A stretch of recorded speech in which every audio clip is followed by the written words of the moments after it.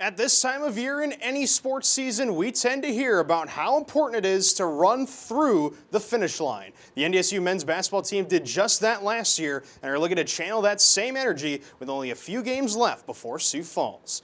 Last Friday night, NDSU hosted Purdue Fort Wayne, and it was the home team that got out to the fast start in this one. Check out this series of events here in the first half. Vinny Shahid heaves it down the floor for Tyson Ward, who bats it to the corner in a perfect spot for Tyree Eady to hit the three. They couldn't have drawn it up any better if they'd tried. 8-0 start for NDSU here. Later, it's Shahid getting into the lane for a reverse layup off the glass right here. Nicely done. He had 19 in this one. The Bison are still up by 8 at this point. The Mastodons, though, they were never really out of this one until the end. Dylan Carl, look at the moves here. The spin move. Give him 2 and the foul. The visitors were keeping it close. But then, anything you can do, Sam Griesel also probably can do. Look at the moves, the fake, the jump hook, and traffic goes for him. NDSU takes it 80-70, and they've since won against South Dakota last night in Vermillion and will finish no lower than second in the conference standings.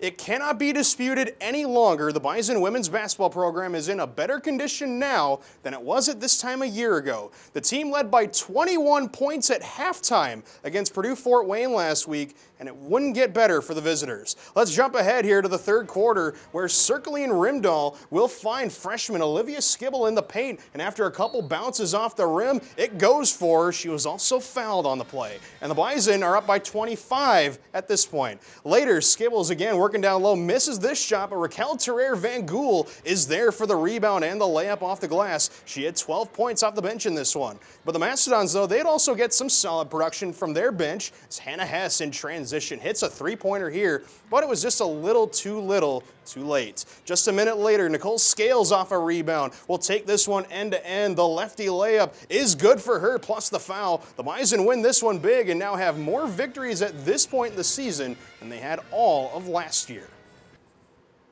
And while the women's basketball team getting the win last week was important, junior guard Michelle Geislerova achieved 2 major milestones by the end of the first quarter. She scored her 1,000th point of her career in the opening minute, becoming the 34th player in Bison history to reach 4 digits. Later in that first quarter, Geislerova broke the Division I record for consecutive made free throws.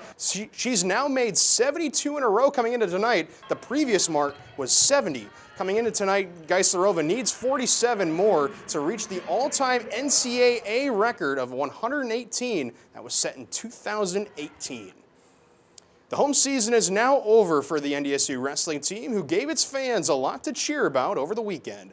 The team started by upsetting 21st-ranked Stanford 28-13 Saturday, and then dominated Air Force to send off its seniors on Sunday. Against the Falcons, 4 of the Bison's 5 seniors stepped onto the mat, and all 4 won their decisions. Cam Sikora and Andrew Fogarty won in dominant fashion, while Cordell Eaton and Dan Stibrel muscled their way to victories late in the event. This is Stibrel here getting a takedown against Kane Hutchinson of Air Force, and coming onto your screen in just a little bit, another one for good measure. NDSU has not lost a team decision in a month and a half and have 2 more Big 12 collisions in the regular season.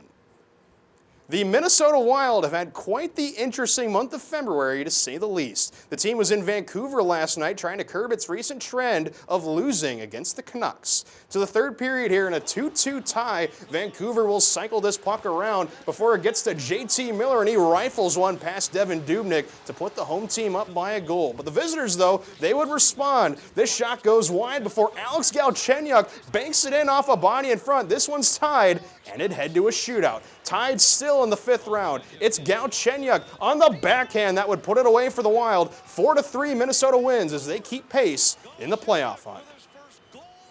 Still to come on Bison Information Network News, we'll have one last look at your weekend temperatures.